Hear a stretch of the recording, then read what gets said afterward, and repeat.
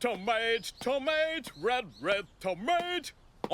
Hello honeys, I've collected all 70 exclusive LoLi GoThiC Coords featured in the mobile game Ikatsu Photo on stage, and I put them all together for you. Enjoy! 70. Navy Goth Snow. Navy Goth Snow is at the bottom because it appropriates motifs from traditional Saami clothing for its winter theme. These motifs are very distinct and recognizable, and Saami cultural advocates have spoken out against their use in fashion. Saami clothing is beautiful, and you can find links in the description if you'd like to learn more about it. 69. Purple Rare Stripe. Purple Rare Stripe is much less beautiful, but it's cleared the ethics test at least. Green and purple jewel tones aren't my favorite combination, and the rounded skirt of this coord is too exaggerated for me. I appreciate the effort to contrast the silhouette with sharper angles in the peplum, but these just aren't shapes I like. 68. Green Umbrella. Green Umbrella has the same silhouette and color palette issue for me. If this rounded shape had any chance on its own, it's definitely been ruined by the uncanny effect of the vertical black stripes in the skirt and corset. The variety of different lines and shapes in this design is way too chaotic. 67. Mint Valentine. I'm at least a little more used to the bell-shaped skirt in Mint Valentine, but that solid tan section in the skirt is throwing me way off. It's such a flat texture that looks unfinished, especially in contrast to the subtle patterns in the rest of the coord. I don't even notice the asymmetrical details. 66. Dark Heart Valentine. The skirt of Dark Heart Valentine is also a problem for me. There are two competing visual flows going on. The first from the vertical stripes trying to lead you up into the vertical lines of the bodice, but it's disrupted by the curved diagonal lines in the peplum pulling you over to that giant cascading ruffle. Your eye doesn't know whether to go up or down and ends up stuck there. 65. Gothic Stargirl. Gothic Stargirl just lacks cohesion. There are too many different elements, and none of them are repeated anywhere else in this design. Whether it's texture, color, pattern, or shape, every element has been isolated to its own corner of this coord, which makes it all feel very disconnected. 64. Red Cross Goth. Red Cross Goth is a little more cohesive. The palette has been simplified, and there is an effort to share the stripe pattern between the socks and skirt, with the bow tie bringing the pink accent color up into the neckline. Even the top hat has a tiny pink bow. There are other elements like gray sleeves and the checkerboard pattern in the skirt that feel isolated, but it's not nearly as noticeable. 63. Royal Snow Princess. I do like the way that the tapestry concept has been expanded in Royal Snow Princess, but like a lot of premium rare evolutions, it looks pretty over-designed. The large apple on the front of the skirt is a particularly odd focal point, and the draping of the skirt layers feels strange too. The white underskirt looks like a loosely draped, delicate fabric, so why restrain it under a heavier overskirt fabric? It's just strange. 62. Noble Dark Lady. For Noble Dark Lady, I like the color palette and a lot of the motifs they're using. The patterns look well distributed to me, but the visual rhythm is off. The curved lines of white fur trim stand out a lot in the skirt, and it's pretty unsatisfying with the upper line broken up into two sections. Your brain wants them to repeat the shape of the lower line.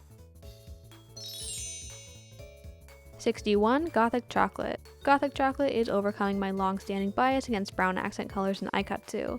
I think it's because this brown actually works with the darker, less saturated greens in this palette. It's also carried through each piece pretty well.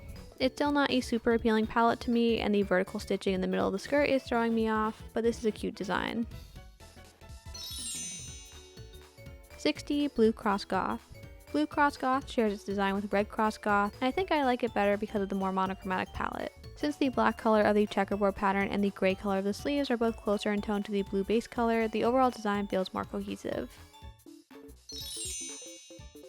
59. LoLi Blue. I really like LoLi Blue. I had it higher up originally, but it lost points for being on the simpler side. The basic poofy silhouette is one I really like, and I can accept how silly the grungy purple plaid looks as an accent fabric. It's another monochromatic palette, which helps too, although I am suspicious about how those skirt layers would look from the front.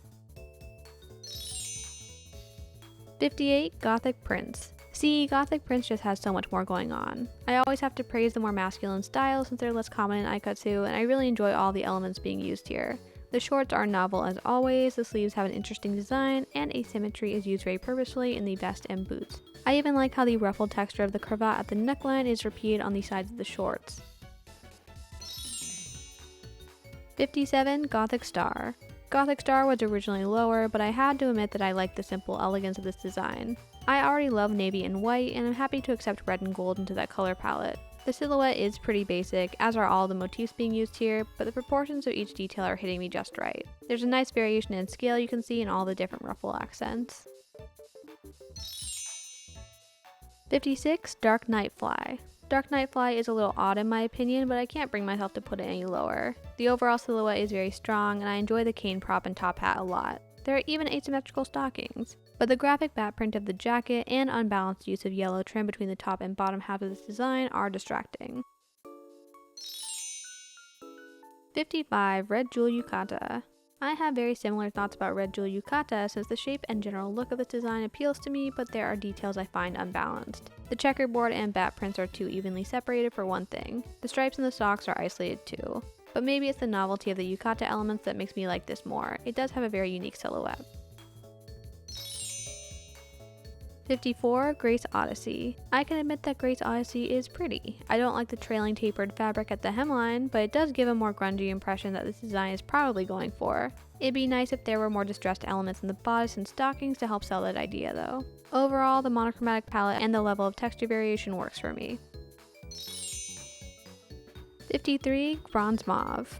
Bronze Mauve is another sneaky use of brown accents that I wouldn't expect to like so much. It's mostly the silhouette that I enjoy. The structured jacket makes the bell-shaped skirt stand out a lot, and the flared ruffle hemline gives the design extra movement. I also love how the skirt's purple gradient is layered underneath the scrolling floral print. It creates so much depth. 52. Halloween Rose Witch. Halloween Rose Witch is the opposite though. I'd expect to like this one more, but something about the orange stripes in the skirt looks messy to me. Since the purple stripes next to them blend in with the skirt layer below them, it makes those orange stripes look like chaotically trimmed fringe. And since it's the highest contrast part of the dress, it ends up as the focal point. 51. Gothic Cross. Another weird one here in my opinion. Gothic Cross has this crimped look to its textures that at least feels intentional. The ruffles are also tight and the lines are so angular that elements that usually feel soft feel harsh in this context.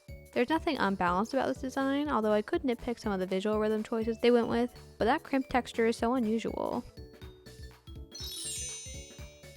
50. Gothic Black. Gothic Black is unique in its silhouette. The sleeveless top feels more casual than we usually see in Aikatsu because of the lack of layering.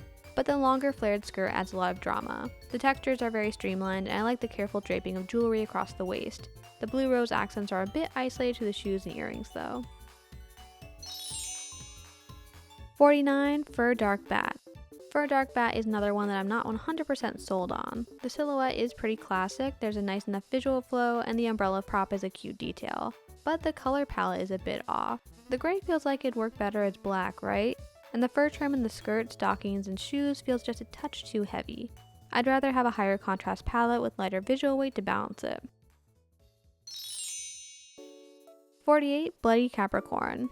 It's honestly a miracle that Bloody Capricorn got this far. It is so far from my personal taste, but I have to give it full credit for complexity. The dramatic silhouette is impressive, and I like the oversized scale of the neck ribbon to mirror that. The color palette is also pretty novel, but those striped triangular panels in the skirt are driving me crazy. They're so busy. Why would they do this?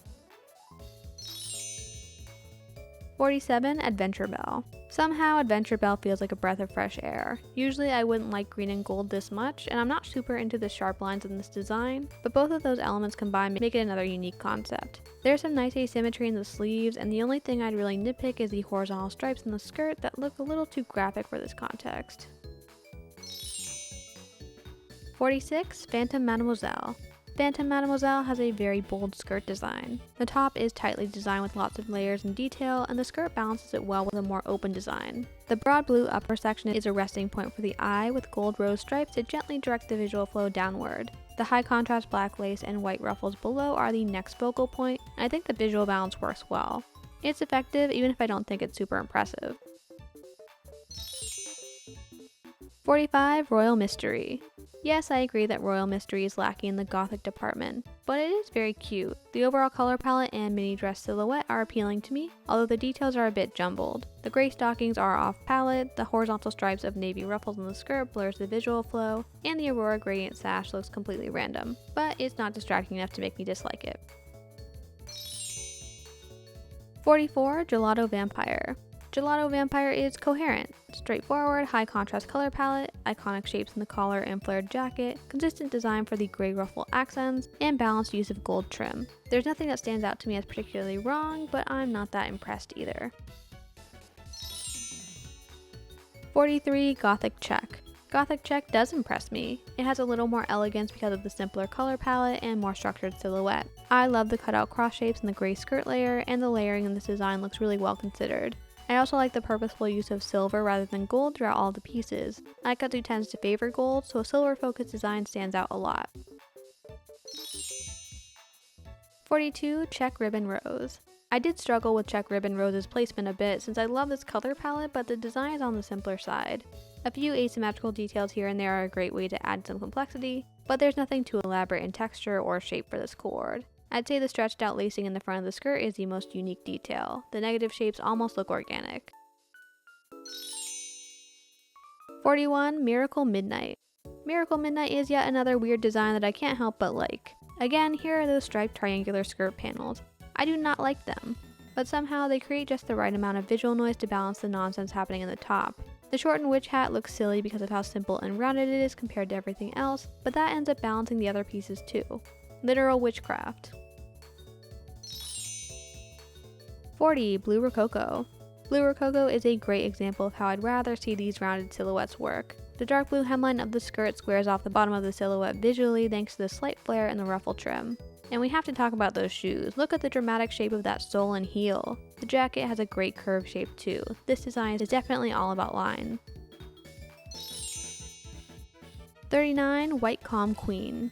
I'm disappointed that White Calm Queen was the only coord I couldn't find full body art for, since I feel like the stockings and shoes would have potentially made a big impact. As it stands though, I like this design because it's safe and uses some of my favorite elements. I think the asymmetry is used well, I like the lighter color palette, I like the regal motifs, and I like the variety of textures. Simple can be good if it appeals to your individual taste. 38 Frozen Empire. Frozen Empire is definitely not simple. The color palette looks well balanced and there are great textures in the bodice and main skirt layers. But there is a reason that fashion has fallen out of love with high-low dresses. If you're going to make the underside of the skirt a flat purple gradient, what's the point in creating a giant amorphous shape out of it? It doesn't contribute anything to the design, and I think it would have been better to remove it. 37 Black Cage. Black Cage is designed more intentionally than that high-low skirt, so it gets a higher place. I don't love the exposed cage skirt look. Deconstruction is definitely not a style I tend to like, but it does suit the gothic theme, and I think it's smart to use the umbrella prop as a nod to the reference shape. The asymmetrical boots are interesting, and the palette is appealing. There's even some unique choices being made with the sleeve layering. 36 Light Green Cross. Light Green Cross is just elegant enough to earn its spot. I like the full value spectrum from white to blue-green midtones to black. The yellow accent color creates strong focal points, mostly centered around the corset. And we have more asymmetrical socks and interesting sleeve design choices. It's nothing crazy, but it's another relatively safe and appealing design. 35 High Velvet Blue. High Velvet Blue stretches the Gothic Lolita fashion concept by leaning more into a medieval aesthetic. Gothic is a medieval aesthetic, but LoLi GoThiC as a brand tends to look a little more modern. This design isn't historically accurate by any means, but the gradients and style of corset lacing plus the organic florals in the skirt are different. The bell-shaped attached sleeves and tight ruffles are both very novel details. 34 Night Sky Prints.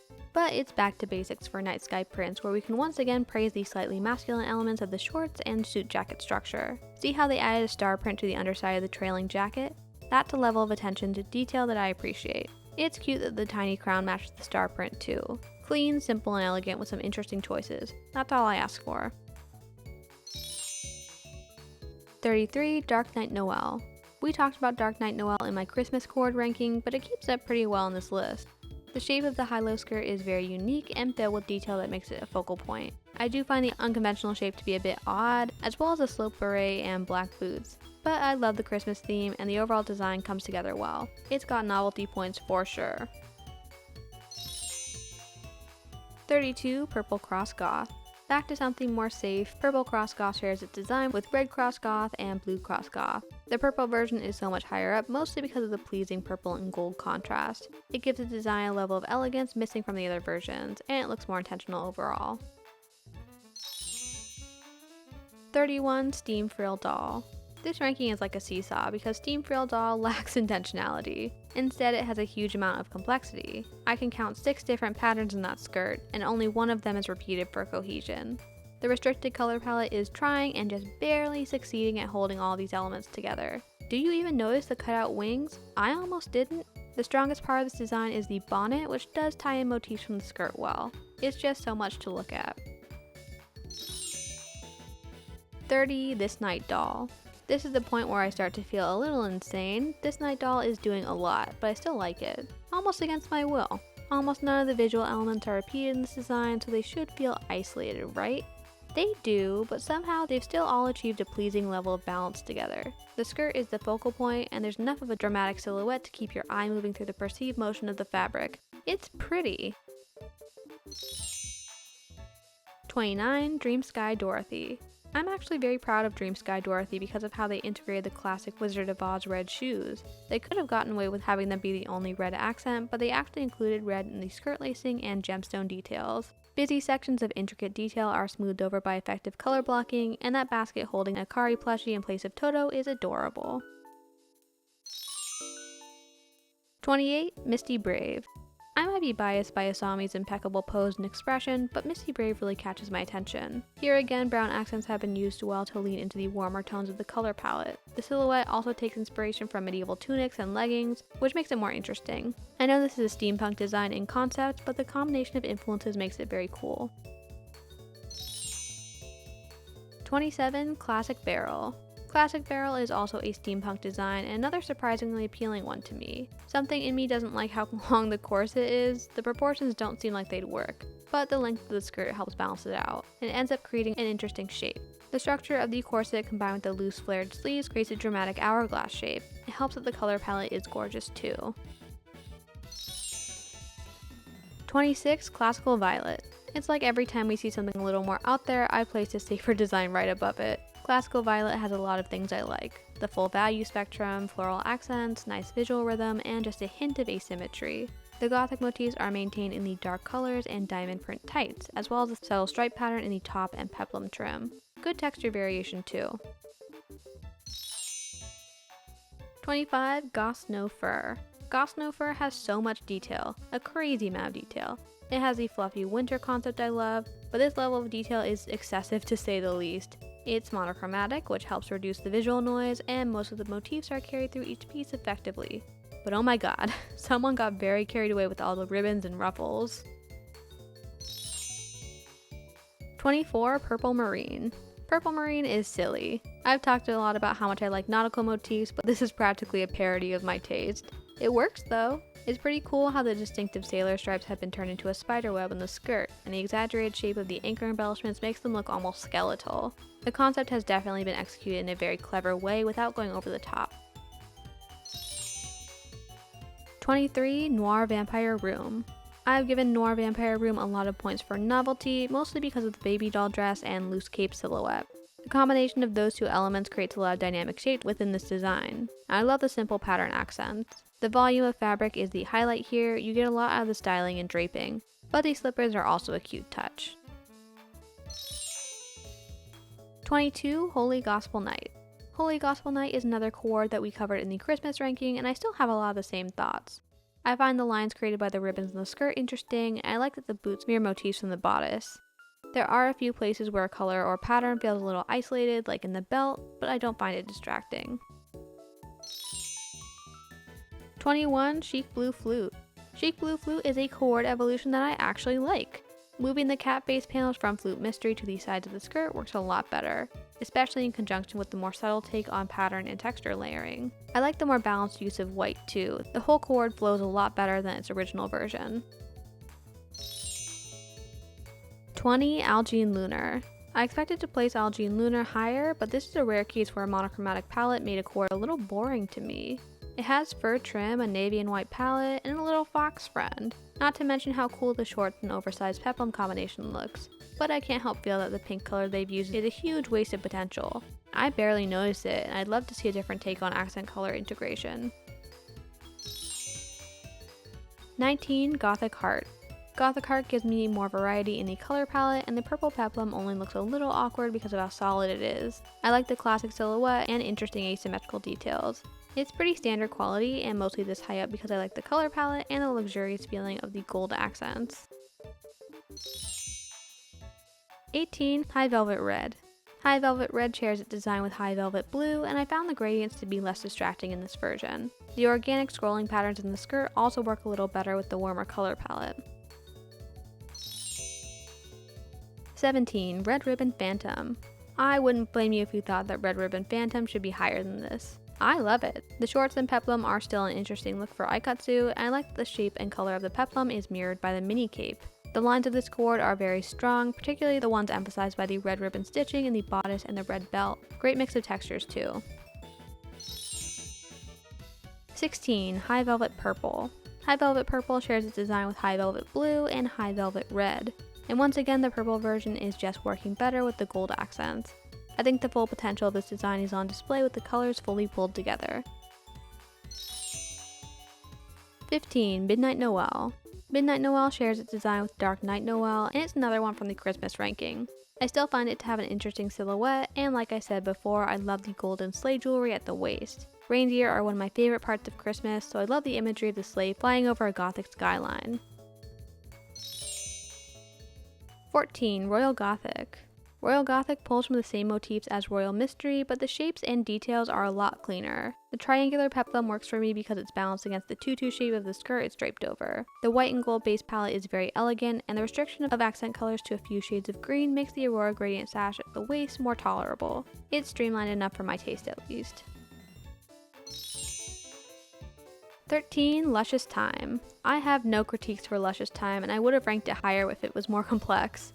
The mix of textures and color balance in each piece are all gorgeous. I adore the gold accents and subtle star print on the underside of the peplum. It achieves both a really elegant and a really playful look thanks to the slight circus influence in its motifs. 12. Brilliant Rose. Brilliant Rose is just too cool. I love the yukata elements in the patterns and sleeves, plus that giant ink brush.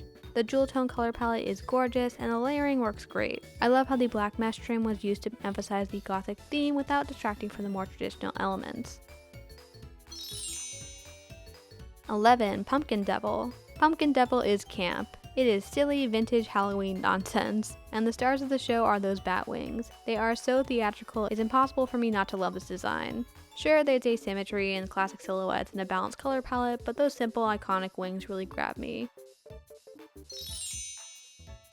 10. Scarlet Cherry. Scarlet Cherry, on the other hand, is like a Tumblr time capsule. The clock theme and color palette bring me right back to 2012's Anglophile epidemic. I was never fully into the twee fashion subculture that this coord reminds me of so strongly, but it does feel nostalgic to me. The strong red, white, and blue color blocking is very pleasing, and the structured jacket balances the flared skirt perfectly. It's just satisfying to look at. 9. Royal Goth Snow. I had a hard time with Royal Goth Snow. It started all the way at the bottom and now it's here. Why does this work so well? It's so busy and so high contrast, but the lines and visual flow pull it together somehow. I can't get over the shape of the skirt and the strong swoop of that hemline. The oversized bonnet is the perfect counterweight to the heaviness of the asymmetry at the bottom of the design. It is working. 8. Felicity Vampire. But back to safer territory again. I just love the silhouette and the layering here. For how much detail is packed into all the asymmetrical pieces, color blocking is used to effectively direct your eye. And it doesn't even use a monochromatic palette for that. There are yellow, orange, and red accents used strategically to control the visual flow. It takes a ton of skill to achieve this level of complexity without overwhelming the viewer. 7. Croque Mademoiselle. Croque Mademoiselle isn't nearly as dense with detail, but it's incredibly conceptual. I adore how the ballet costume concept has been combined with the clock motif as well as the idea of an exposed hoop skirt. These are concepts we've seen before, but in combination they create a very interesting design. I love the color palette, white stockings, shoes, and bonnet too. Gorgeous! 6. New Year Noir. New Year Noir picked a great time to experiment with more modern gothic motifs. By placing the stark black, white, and red color palette and graphic prints against the cropped yukata silhouette, the modern and traditional elements achieve a great tonal balance. It doesn't feel too far out of LoLi GoThic's brand concept in either direction. This is also a rare case where I think the triangular peplum panels are working. They play off the triangular shapes of the sleeves. 5. Goth Queen. But if we want peak LoLi GoThiC, Goth Queen delivers. Although we're not at the top yet, this is the design I think is the most faithful to the original concept while going all in on complexity. The bat wings and spiderweb motifs plus the birdcage prop help sell the theatrical aspect of the brand. Then more subtle details like Gothic-inspired jewelry and corset lacing lean more Victorian, while patchwork stitching brings in a touch of grunge. It's a conceptual all-rounder. 4. Antique Marionette. Antique Marionette is modern Gothic Lolita fashion through and through, and it's stunning to me. The color palette is impeccable, and I love how much control it has over visual noise.